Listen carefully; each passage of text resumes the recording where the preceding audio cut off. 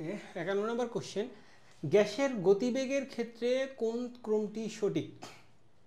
আচ্ছা, তো আরএমএস বেগ গড় গতিবেগের চেয়ে কম না, এটা তো আরএমএস বেগটা গড় গতিবেগের চেয়ে বেশি, এক নাম্বারটা হবে না।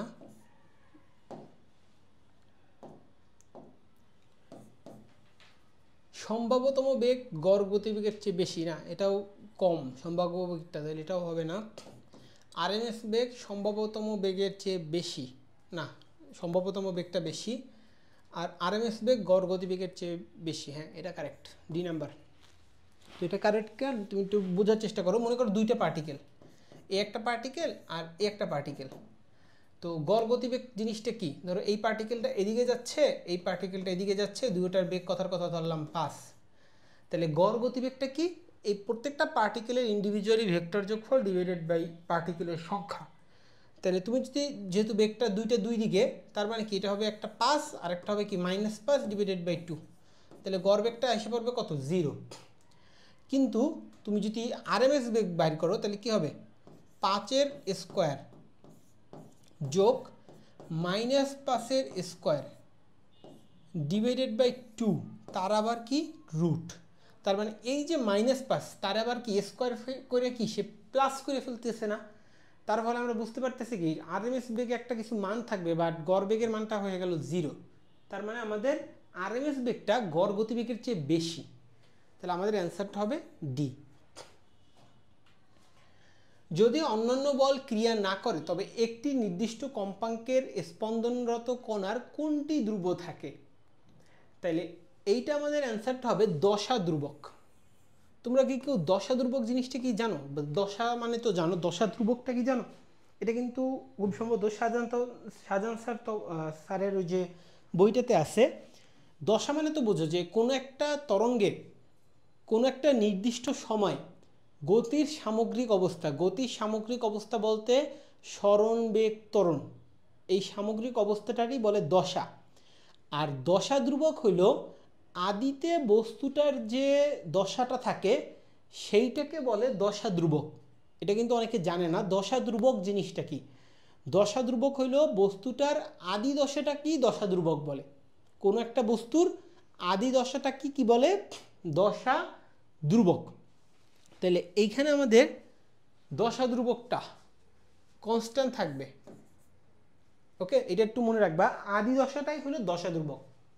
ওই জায়গার কয়েকটা লাইন মুখ পড়তেও পারো যে শাহজাহান স্যারের বইয়ে। দুটি ভেক্টর রাশির যোগফল বিয়োগফল সমান হলে তাদের মধ্যবর্তী কোণ কত? 90 ডিগ্রি। এটা একটা মুখস্থ পড়া। কেন 90 ডিগ্রি এটা একটু বোঝার চেষ্টা করি। মনে করো এই একটা ভেক্টর এই, আর এই একটা ভেক্টর এই, তাহলে এই দুইটা ভেক্টরের যোগফল করলে তুমি পাবা পি প্লাস কিউ, ভেক্টর যোগ। এখন যদি এদের বিয়োগফল করো, তাহলে বিয়োগফল করা মানে কি? তো এটা মনে করো কিউ, এটা মনে করো পি, তুমি পি থেকে কিউকে বিয়োগ করবা, তার মানে কি কিউকে উল্টা দিকে এরকমই করবা, দেন তাদের যোগ করবা। তাহলে দেখো দিকটা হয়তো ভিন্ন, বাট তাদের মানটা কিন্তু সমানই, P plus Q R P minus Q. তার ফলে আমাদের 90 ডিগ্রি হলেই দুইটা ভেক্টর রাশির যোগফল আর বিয়োগফল সমান। তো এটা প্রমাণ করেও বের করা যায় যে 90 ডিগ্রি হইলে কেন সমান, বাট এটা সিম্পলি এটা চিত্র দিয়ে তুমি বুঝতে পারতেছো। সরল ছন্দিত স্পন্দিত একটি কণার পর্যায়কাল 20 সেকেন্ড হলে এর কৌণিক কম্পাঙ্ক কত? তো কৌণিক কম্পাঙ্ক জিনিসটা হলো twice pi by T, omega is equals to twice pi by T. তাহলে উপরে হলো টুয়াইস পাই আর নিচে টি এর মান কত? 20 সেকেন্ড, মানে 20 টুয়াইস পাই বাই 20, তার মানে আসে কত? Pi by 10। তাহলে অ্যান্সার হলো বি। ওকে, 55 নম্বরে চলে আসি। মহাকর্ষীয় ধ্রুবকের মাত্রা কোনটি?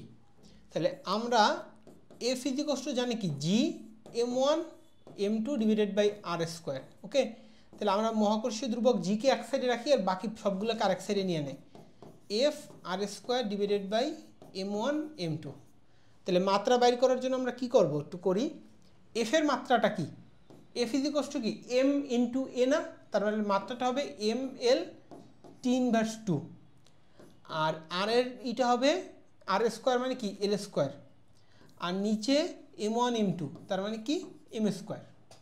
তো এই পুরাটা করলে আমরা একটু কাটসাট করে কি পাই দেখি, m ইনভার্স 1 পাই, l কিউব পাই, t ইনভার্স 2। এখন আমরা একটু দেখি এই অপশনটা কোথায় আছে। m ইনভার্স 1 আছে এই দুইটাতে, সাথে আছে কি l কিউব আছে b নাম্বার, তার মানে b নাম্বার। ওকে, তো মাত্রা জিনিসটা তো আই গেস তোমরা সবাই পারো, আমি অতটা সময় স্পেন্ড করতেছি না। মাত্রা জিনিসটার জন্য আমরা ইকুয়েশন লিখবো, ইকুয়েশনটাতে একটু সিম্পল ফর্মে সাজাবো, দেন প্রত্যেকটা মানে রাশির আমরা আলাদা আলাদা করে মাত্রা করে যোগ বিয়োগ মানে গুণ টুন করলেই হয়ে যাবে। ন্যূনতম যে ভারে বস্তু ছিঁড়ে যায় তাকে বলে কি, অসহভারও বলে, এবং তার কিন্তু আরেকটা নাম আছে, এই নামটা অনেকের সাথে পরিচিত না, ভঞ্জক ভার। এটাও কিন্তু অসহভার যে জিনিসটা তার আরেকটা নামই কিন্তু ভঞ্জক ভার। তার ফলে অ্যান্সারটা হবে সি। তো দেখলা না যে প্রত্যেক একটা এটাতে কি শিখতে পাইলে, এটা দিয়ে যেটা শিখতে পাইলা যে আমাদের প্রত্যেকটা রাশির ডিফারেন্ট কি নামে তাকে ডাকা হইতে পারে, সেই জিনিসগুলো আমাদের আসে পরীক্ষায়, মেডিকেল, এএফএমসি, তারপর হলো যে ডেন্টাল। তো আমাদের অসভার যে জিনিসটা ভঞ্জক ভারও তার অপর একটা নাম। তো আমাদের অ্যান্সারটা হবে সি। বলের ঘাত নিয়ে মিথ্যা তথ্য কোনটি? তো বলের ঘাত বলের কারণে সৃষ্টি হয়, এটা তো একটা সত্য তথ্য, তার মানে এটা ভুল। ডাইমেনশনটা পরে চেক করি। বল এবং সময়ের গুণফলের উপরে নির্ভরশীল। হ্যাঁ, বলের ঘাত এফ ইজিকস টু কি, সরি পি ইজিকস টু কি এফ ইন্টু টি না, তার ফলে এই দুইটার উপরে তো নির্ভরশীল, তার ফলে এটাও আমাদের ট্রু না। বায়ুতে ভরবেগের পরিবর্তন ঘটায়, হ্যাঁ এটাও ট্রু, তার মানে এটাও অ্যান্সার না, তার মানে বোঝাই যাচ্ছে যে বি নাম্বার অ্যান্সার হবে। তাও আমি একটু বের করে দেখাই ডাইমেনশনটা কীভাবে বের করা যায় বলের ঘাতের। তাহলে পি ইজিকসটা আমরা জানি কি এফ ইন্টু টি, তাহলে এফের এটা কি এম এল টি ইনভার্স 2, আর সময়ের জন্য কি আমাদের একটা টি আসবে, তাহলে এম এল টি ইনভার্স 1 হবে। তাহলে এম এল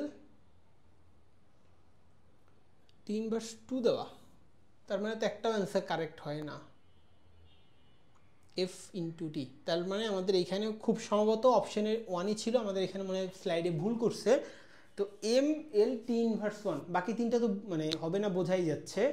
ও আচ্ছা, এখানে তো বলছে যে কোন, সরি এটা 1 2ই হবে, ঠিক আছে। এইখানে বলছে, প্রশ্নটা একটু খেয়াল করে দেখো, প্রশ্নটাতে কিন্তু বলছে নিচের কোনটি বলের ঘাত নিয়ে মিথ্যা তথ্য, তার মানে এটা কি এম এল টি ইনভার্স 1, যেটা হলো আসল তথ্য, কিন্তু এখানে দেওয়া আছে এম এল টি ইনভার্স 2, তার মানে আমাদের অ্যান্সারটা বি হবে। ওকে, দেখো আমি কিন্তু মাঝে মধ্যে এরকম আউলিয়া যাই, প্রশ্ন ঠিক মতো না পড়লে কিন্তু একটু ঝামেলা।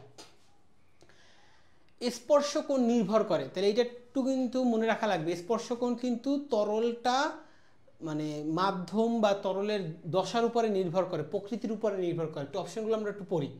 কঠিন ও তরলের প্রকৃতির উপরে নির্ভর করে, অবশ্যই নির্ভর করে। তরলের উপস্থিত মাধ্যমের উপর নির্ভর করে, অবশ্যই তুমি যে তরলটা নিছো ওইটার মাধ্যমের উপরে তো ডিপেন্ড করবে। কঠিন এবং তরলের বিশুদ্ধতার উপরে নির্ভর করে, হ্যাঁ, কারণ আমরা আগের একটা এমসিকিউ কিন্তু এরকম পাইছিলাম যে দুইটার জিনিসের বিশুদ্ধতার উপরে বা এর মধ্যে তরলের মধ্যে অবস্থিত বস্তুর উপরেও নির্ভর করে, তাহলে এটাও নির্ভর করে। 4 নম্বর উপরে সবগুলো, তার মানে যেহেতু উপরে সবগুলো নির্ভর করে তাহলে ডি। তাহলে যেটা বলতেছিলাম আমরা কিন্তু এরকম টাইপের আগের যে এমসিকিউগুলো করছি তখন কিন্তু এরকম একটা পাইছি যে কোনটার উপরে ডিপেন্ড করে। তাহলে আমরা বুঝলাম কি যে এই যে স্পর্শকোণ কার উপরে ডিপেন্ড করে, সান্দ্রতা কার উপরে ডিপেন্ড করে, কৌশিকতা কার উপরে ডিপেন্ড করে, বা এগুলার ব্যবহার, এই টাইপের কোশ্চেনগুলো কিন্তু আসে। তার ফলে এগুলো আমাদের কষ্ট করে হলেও মুখস্থ করা লাগবে, কার উপরে ডিপেন্ডেন্সি, এটা কিন্তু মেডিকেলে খুব কমন একটা কোশ্চেন। 19 নম্বর বলছে একটি 3 কেজি ভরের বল 4 মিটার উচ্চতা হতে মাটিতে পড়লে মাটি স্পর্শ করার মুহূর্তে বলের বেগটা কত? তাহলে আমরা একটু দেখি আমরা কোন সূত্রে অ্যাপ্লাই করব। V equals to v square equals to u square plus 2as। তাহলে আমাদের যেটা আসে v square equals to u square হলো 0 স্কয়ার 2 ইন্টু 9.8, আর এস এর মানটা কত 4 মিটার। তাহলে আমরা এখান থেকে ভি এর মান কত পাবো, V equals two √2 into 9.8 into 4। তাহলে এটা আমরা ক্যালকুলেশন কীভাবে করবো? ওই যে সেম আগের নিয়ম, 9.8কে আমরা আপাতত অ্যাপ্রক্সিমেটলি 10 ধরি। তাহলে √2 ইন্টু 4 ইন্টু 10, মানে 4 দুগুণা 8, 8 10 দ্বারা গুণ করলে 80, তাহলে √80। এখন একটু দেখো, 9 স্কোয়ার করলে পাবা 81, তার মানে কি 81√9, তাহলে 80 যদি রুট করো 9-এর চাইতে একটু কম পাবা। তাহলে অপশানগুলো একটু দেখি, 7 আছে, 7 মিটার পার সেকেন্ড আছে, 8.9, তাহলে এইটা সবচেয়ে 9-এর কাছাকাছি, তার মানে অ্যান্সার সি। এখন তোমার কি বর্গমূল 80কে কীভাবে বর্গমূল করবো এগুলো শেখার কোনো প্রয়োজন আছে? অবভিয়াসলি নাই। তাহলে অ্যান্সার হলো সি। 60, বায়ুতে একটি সুরশলাকার 10টি পূর্ণ তরঙ্গে 8 মিটার অতিক্রম করে, তরঙ্গ দৈর্ঘ্য কত? আচ্ছা, তো এইটার অ্যান্সারটা হবে আমাদের কম্পন, মানে ফর্মুলা কম্পন সংখ্যা ইজ ইকুয়ালস টু অতিক্রান্ত দূরত্ব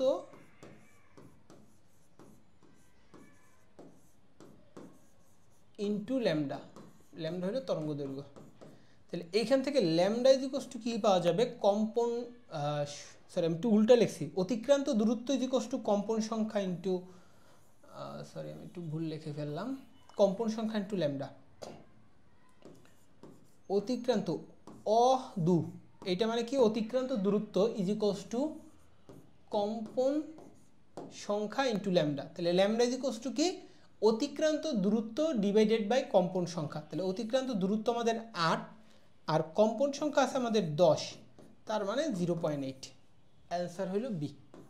তাহলে ওই সেম কথা আবার রিপিট করি, যে ইকুয়েশন বেস ছোট ছোট ম্যাথ থাকবে, বাট এমন ইকুয়েশন হয়তো ইউজ করা লাগতে পারে যেটা আমাদের হালকা একটু আনকমন। খুব আনকমন এমন না, ইঞ্জিনিয়ারিংয়ে যেমন খুব আনকমন কিছু কিছু জায়গার সূত্র হলো তোমার নিজের ডেভেলপও করা লাগতে পারে, ওইরকম কিছু না, বাট বইয়ের মধ্যেই আছে কিন্তু তুমি হয়তো জানো না, এরকম কিছু দিতে পারে। ওকে, 100 কেজি ভরের একটি পাথরকে ক্রেনের সাহায্যে 0.1 মিটার পার সেকেন্ড বেগে ছাদের উপরে উঠালে ক্রেনের ক্ষমতা কত?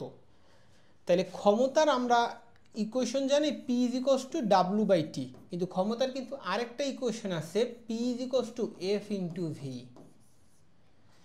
তাহলে 100 কেজি বস্তু যদি উঠাইতে চাও তাহলে F ইন্টু 9.8 বল প্রয়োগ করা লাগবে, আর ভি এর মান কত দেওয়া আছে? 0.1। তাহলে এইটাকে যদি আমরা করি তাহলে কি আসবে? 9.8 ইন্টু 0.1 আর 100 যদি গুণ করো তাহলে তুমি কত পাবা? 10 পাবা। তাইলে 98। আনসার হলো সি। ওকে, তো এখনো দেখো ওই সেম কথাটাই আবার প্রয়োগ হইতেছে। কথাটা কি? আমরা সবাই এই সূত্রটা জানি P is equals two W/T, কিন্তু আমরা অনেকেই হয়তো P is equals two F into V হয়তো নাও জানতে পারি। তো আমাদের অঙ্কগুলো খুব ছোট, বাট ইকুয়েশন এমন একটা ইকুয়েশন প্রয়োগ হতে পারে যেটা তোমাদের বইতে ডাইরেক্ট উল্লেখ আছে, বাট তুমি হয়তো খেয়াল করো না, বা সচরাচর আমরা খেয়াল করি না। তো এই পর্যন্ত যখন আসছি তখন দেখো কিছু কিছু কথা বারবার আমি রিপিট করতে আসি।